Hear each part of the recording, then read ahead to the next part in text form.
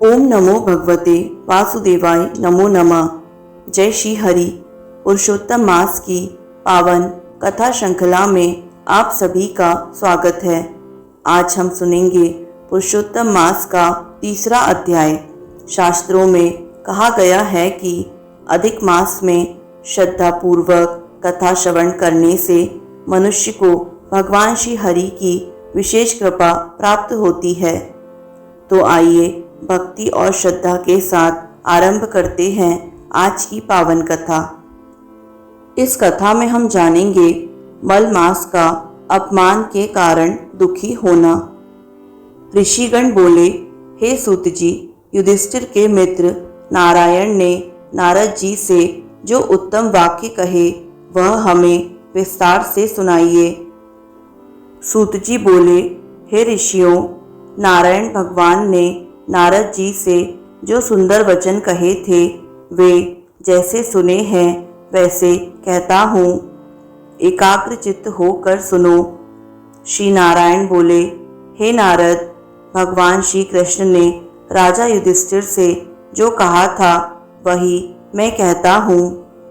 एक समय धर्मराज युधिष्ठिर दुर्योधन आदि के छल से जुए में हार गए थे और बड़े बड़े महारथियों के सामने ही दुष्ट दुशासन ने अग्निकुंड से उत्पन्न हुई धर्मपरायणा द्रौपदी के बालों को पकड़कर खींचा था और जब साड़ी खींचने लगा तब श्री कृष्ण भगवान ने उसकी रक्षा की। तत्पश्चात युधिष्ठिर आदि पांडव राज्य छोड़कर काम्यक वन को चले गए।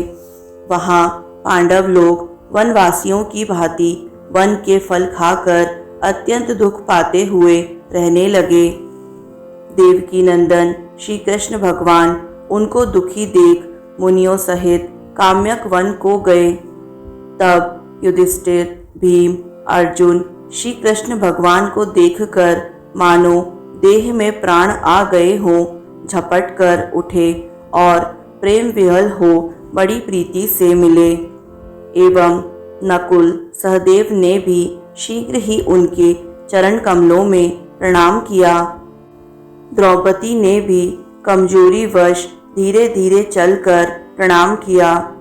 श्री कृष्ण ने युधिष्ठिर आदि भाइयों को रूरु मृग के वस्त्र पहने, धूलि से सने हुए, रूखे शरीर और सिर के बाल बिखरे हुए दुखी रूप में देखा और उसी अवस्था में द्रौपदी को भी दुखी देख श्री कृष्ण भगवान अत्यंत दुखी हुए। जब विश्व आत्मा भक्तवत्सल भगवान ने धृतराष्ट्र के दुर्योधन आदि सब पुत्रों को भस्म करने के लिए कोप किया तब उनकी भ्रकुटियां टेढ़ी हो गईं, आंखें चढ़ गईं, करोड़ों महाकाल जैसा उनका मुख विकराल हो गया, मानो प्रलय काल की अग्नि की लपटें उठी हों।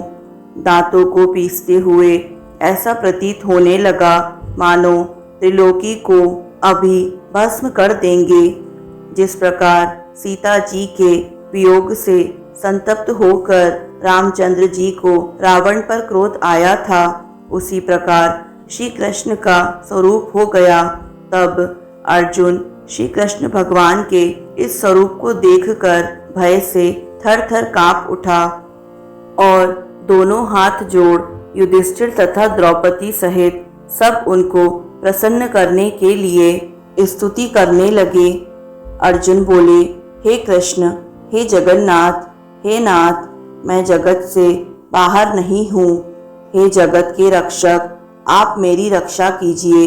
जिसके दृष्टि टेढ़ी करने मात्र से ब्रह्मा का भी पतन हो जाता है, उसके कोप से क्या नहीं हो सकता, यह कौन नहीं जानता। अतः हे जगतपति, आप संहार करने वाले अपने क्रोध को त्यागिए। आपके क्रोध से संसार में प्रलय हो जाएगी। आप सब तत्वों के ज्ञाता, सब कारणों के कारण स्वरूप, वेद वेदांग के बीज के भी बीज ईश्वर श्री कृष्ण, मैं आपको नमस्कार करता हूँ। आप ही चराचर जगत के उत्पन्न करता, सब मंगलों के मांगल्य, बीज स्वरूप हैं, सनातन हैं। आप अपने रचे हुए विश्व का एक व्यक्ति के अपराध के कारण क्या नाश करोगे? ऐसा कौन होगा जो मच्छरों को भस्म करने के लिए अपने सब घर को जला दे? श्री नारायण नारद जी से बोले।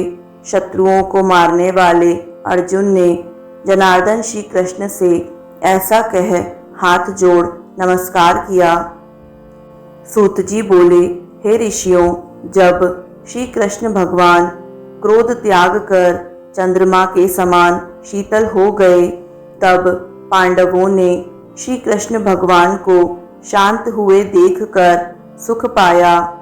प्रेम से प्रफुल्लित मुख को देखकर युधिष्ठिर आदि सब ने श्री कृष्ण भगवान को प्रणाम किया और कंदमूल फल आदि से उनकी पूजा की। श्री नारायण बोले, दीन बंधु भक्त वत्सल श्री कृष्ण भगवान को प्रसन्न जान सिर झुका हाथ जोड़ अर्जुन ने बार बार प्रणाम किया और भगवान से उन्हीं प्रश्नों के विषय में पूछा जिन प्रश्नों को आपने हमसे पूछा है। अर्जुन के इस प्रकार के प्रश्नों को सुनकर श्री कृष्ण एक घड़ी मन में विचार कर मित्र पांडवों और पतिव्रता द्रौपदी को ढांढस बंधाकर हितकारक वचन बोले। हे महाराज, हे शत्रुओं के लिए अजय, अब मेरा उत्तर सुनो। तुमने ऐसा अपूर्व प्रश्न किया है जिसका उत्तर देने में मैं समर्थ नहीं हूँ। यद्यपि इस प्रश्न का उत्तर गूढ़ से भी गूढ़ है और ऋषियों को भी अगम्य है, तो भी हे अर्जुन, मैं तुम्हारी मित्रता और भक्ति के कारणवश अवश्य बतलाऊंगा। हे पांडवों, इसका उत्तर बड़ा पेचीदा है, अतः क्रम से सुनो। चैत्र आदि जो 12 महीने हैं, शुक्ल और कृष्ण पक्ष, लव 60 रेणु, घड़ी अर्थात 60 पल या 24 मिनट, याम अर्थात 3 घंटे का समय, त्रियामा अर्थात 3 पहर की रात्रि, 6 ऋतुएं, शिशिर, वसंत, ग्रीष्म, वर्षा, शरद और हेमंत, मुहूर्त अर्थात 12 क्षण या 47 मिनट, दोनों अन्यन अर्थात उत्तरायण और दक्षिणायन, हायन अर्थात वर्ष, संवत, सौर, चांद्र, सावन और बारहस्पत्य, युग, सतयुग, त्रेता, द्वापर और कलयुग तथा परार्ध से लेकर जितने कालवाचक हैं, एक की संख्या से लेकर शंख महाशंख तक, नदियाँ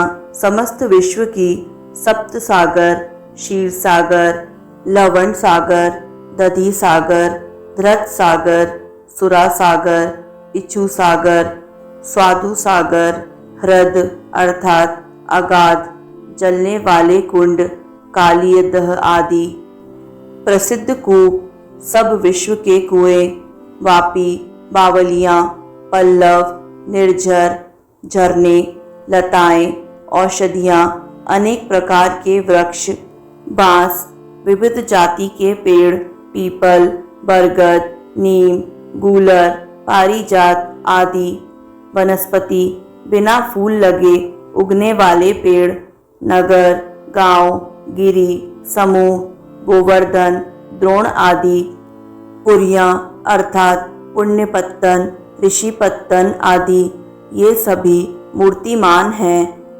जो अपने विशिष्ट गुणों से पूजे जाते हैं। उनमें ऐसा कोई नहीं है जो अपने अपने अधिष्ठाता देवों से वर्जित हो। वे सब अपने अपने समय में पूजे जाने पर फलदाता होते हैं। अपने अपने स्वामी के संयोग के माध्यम से वे सभी सौभाग्यशाली हैं। हे अर्जुन, कदाचित उस समय अधिमास आया, उसको सब लोग असहाय, निंदित, अपूज्य, मलमास, रवि, संक्रांति से वर्जित, ऐसा कहते थे। मल रूप होने से अछूत और शुभ कर्मों के लिए निंदित होने के कारण कांतिहीन, निरुद्योगी, अत्यंत दुखी, थकित शरीर, चिंता से घिरा मन, मलिन मुर्दा की तरह हृदय में धैर्य धारण कर मलमास मेरी शरण में वैकुंठ में जहाँ मैं रहता हूँ वहीं पहुँचा। अंतर्ग्रह में गया हुआ वह मुझको विनीत भाव में दिखाई दिया। तब अमूल्य रत्नों से जटित स्वर्ण के सिंहासन पर बैठा हुआ मुझे देखकर वह दंडवत करके नियमित हो हाथ जोड़े नेत्रों से आंसुओं को छोड़ता हुआ धैर्य कर गदगद वाणी से प्रार्थना करने लगा।